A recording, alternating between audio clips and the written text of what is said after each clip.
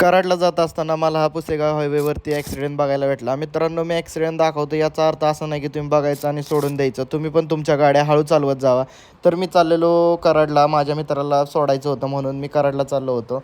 कराडला पोचल्यानंतर आम्ही पहिल्यांदा नाश्ता केला. नाश्ता केल्यानंतर बाहेर आलो, मी माघारीच चाललो होतो. तेवढ्यात मला पूर्णपणे पाऊस लागला म्हणून मी एका ठिकाणी थांबलो. तर त्याच्या अपोजिट साईडला वर्कर्स काम करत होते. त्यांना पाऊस येत होता, पण तरीसुद्धा ते भिजत त्यांचं काम चालूच होतं. हे बघून खूप वाईट वाटलं मित्रांनो. त्यानंतर मी औंधमध्ये थांबलो. औंधमध्ये बघा तुम्ही कसलं वातावरण झालं होतं मस्त. त्यानंतर मी फलटणला आलो. फलटणला आल्यानंतर गावाला गेलो. त्यानंतर घरच्यांनी सांगितलं की मका संपली, मका काढून घेऊन ये. म्हणून मी ट्रॅक्टर घेऊन मका काढायला गेलो. मका काढून घेऊन आलो. आम्ही दोघं गेलतो मका काढायला. त्यानंतर आम्ही एक छोटं पिल्लू आणलं होतं डॉगीचं. ते आमच्या मनी मावची त्याची काही दोस्ती झाली नव्हती, त्यामुळे दोघं एकमेकांसोबत भांडणं करत होते. त्यानंतर रात्री आम्ही पायापडणीला गेलो. सगळेच मित्र चाललो होतो